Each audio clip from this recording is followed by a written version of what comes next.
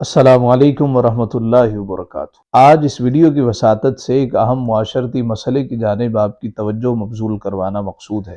آپ سے تو لوگ شاید ذکر نہ کرتے ہوں، ہم سے اکثر و بیشتر ذکر کرتے ہیں۔ حضور والا ہم نے 300 لوگوں کو مدعو کیا تھا، یہ ہال میں 500 لوگ آ گئے۔ اولاً تو ہم اپنے دائیں بائیں بغلوں میں جھانکتے ہیں، ہمارے ساتھ تو کوئی خلیفہ نہیں چلا آیا، لیکن جب اطمینان ہو جاتا ہے تو ہمیں ان کے کرب کا احساس ہوتا ہے کہ جس آدمی نے 300 لوگوں کو مدعو کیا تو اس کا بجٹ اتنا ہی تھا، 400 کو کیا تو بجٹ اتنا تھا، لیکن اگر 400 کو بلا کے 700 800 ہال میں موجود ہوں تو کھانے میں بھی مسئلہ ہے، اس میں سب کی ہے، پھر بجٹ کا پرابلم ہے، اس میں مسئلہ ہے، لوگ احساس نہیں کرتے۔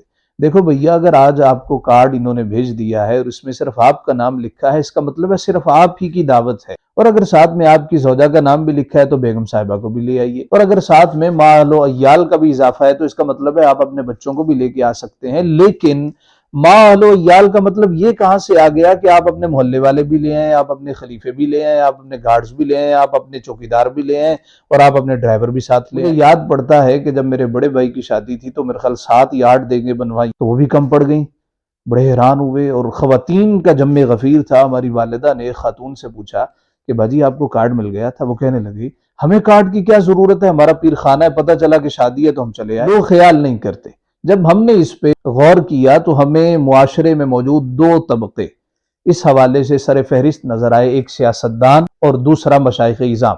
سیاستدان تشریف لاتے ہیں تو ساتھ میں گارڈز بھی لے آتے ہیں، حضور والا آپ کو بلایا گیا ہے، آپ کے گارڈز کو نہیں بلایا گیا۔ اور اگر مشائخ اعظام کو بلایا جائے تو ساتھ میں ڈرائیور بھی لے آتے ہیں، ساتھ میں مدرسے کے 2-3 چہیتے اسٹوڈنٹ بھی لے آتے ہیں، ساتھ میں کوئی مہمان چلا ہے تو اس کو بھی لے آتے ہیں۔ ہمیں خود ایک صاحب کہنے لگے کہ بھئی آج میں ایک دعوت سے ہو کے آ رہا ہوں۔ کون سی دعوت؟ ایک صاحب کی طرف گئے، انہوں نے کہا آج ولیمے کی دعوت ہے، چلو تمہیں بھی لے چلتا ہوں۔ اور یہ دین پڑھنے پڑھانے والے لوگ ہیں، انہیں معلوم ہے کہ سرکار دو عالم صلی اللہ علیہ وآلہ وسلم نے ایسے لوگوں کی مذمت کی۔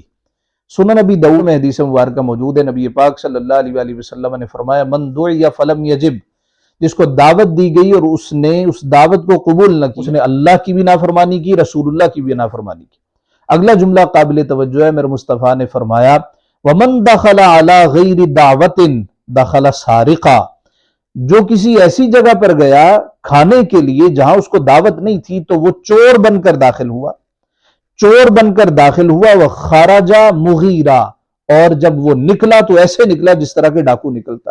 سنن بہقی میں اسی طرح کے الفاظ موجود ہیں، تھوڑا سا اختلاف ہے۔ حضور نے فرمایا جو بغیر دعوت کے کسی جگہ کھانے کے لیے گیا داخلہ فاسقہ، وہ فاسق داخل۔ ہم کیا کرتے ہیں، اچھا تم ہو تم بھی چلے آؤ، اچھا تم بیٹھے ہو تم بھی چلے آؤ۔ حضور والا آپ کو بلایا گیا ہے، آپ اس کو اپنی کسر شان نہ سمجھیے کہ بھئی میرے ساتھ 2-4 لوگ مجھے ڈال کے دینے والے نہیں ہوں گے تو میری عزت میں کوئی حرف واقع ہو جائے گا، میری عزت میں کمی ہو جائے گی۔ آپ کی عزت میں کوئی کمی واقع نہیں ہوگی، عزت اللہ دینے والا ہے۔ ایک صاحب وہ جہاں بھی جاتے ہیں ہمارا دل کرتا ہے کبھی ان کو بلانے کو، لیکن جہاں بھی جائیں گے پروٹوکول ہوگا۔ بلکہ ہمارے شہر میں تو ایک صاحب ایسے بھی ہیں جو ہمیشہ لوگوں کو توکل اللہ کا درس دیتے ہیں، موت سے نہیں ڈرنا چاہیے، اللہ کے حضور حاضر ہونا ہے، رسول اللہ کی زیارت ہونی ہے، لیکن اپنے ساتھ 2-3 باڈی گارڈ رکھتے ہیں۔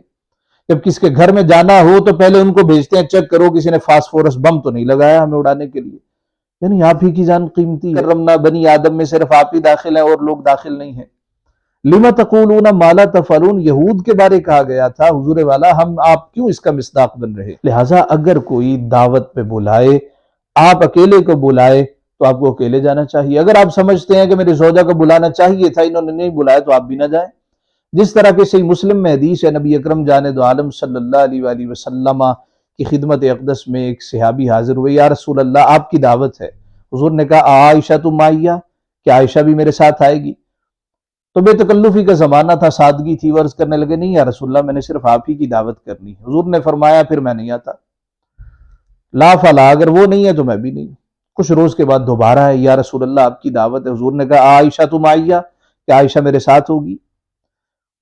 عرض کرنے لگے نہیں یا رسول اللہ صرف آپ کی دعوت ہے۔ مصطفیٰ نے تیسری مرتبہ جب انہوں نے کہا تو آپ نے فرمایا کہ عائشہ میرے ساتھ ہوگی؟ انہوں نے کہا نام۔ حضور نے کہا اچھا اگر وہ آئے گی فنام، تو پھر میں بھی آؤں گا۔ اگر آپ کو محسوس ہو کہ بھئی آپ کی زوجہ کو بلانا چاہیے تھا اور صرف آپ کی دعوت ہے تو آپ بھلے نہ جائیں۔ نبی اکرم صلی اللہ علیہ وآلہ وسلم کی سیرت اس پر موجود ہے۔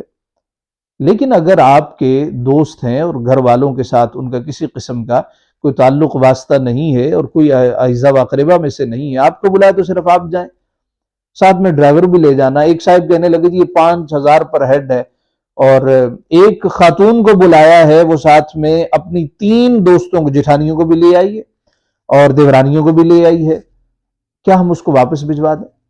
نبی اکرم صلی اللہ علیہ وآلہ وسلم، صحیح مسلم میں حدیث ہے، آپ کی دعوت کی اور 5 لوگوں کو بلایا، حضرت جابر راوی ہے کہ جی 5 لوگوں کو بلایا، تو نبی پاک صلی اللہ علیہ وآلہ وسلم کے ساتھ ایک چھٹا آدمی بھی ہو لیا۔ جب آپ وہاں پہنچے تو میزبان سے کہا آپ نے 5 لوگوں کو بلایا تھا، چھٹا ہمارے ساتھ ہو لیا ہے، اگر آپ اجازت دیں گے تو یہ آئے گا، اگر آپ اجازت نہیں دیں گے تو یہ بھی واپس چلا جائے گا۔ یہ نبی پاک صلی اللہ علیہ وآلہ وسلم کی سیرت طیبہ ہے۔ خصوصاً سیاستدان اور مشائخ اعظام، حضور والا، اگلے آدمی کا احساس کرنا چاہیے۔ اللہ رب العزت ہم سب کو آسانیاں بانٹنے کی توفیق عطا فرمائے اور دین متین پڑھ کے سمجھ کے عمل پیرا ہونا بھی نصیب فرمائے۔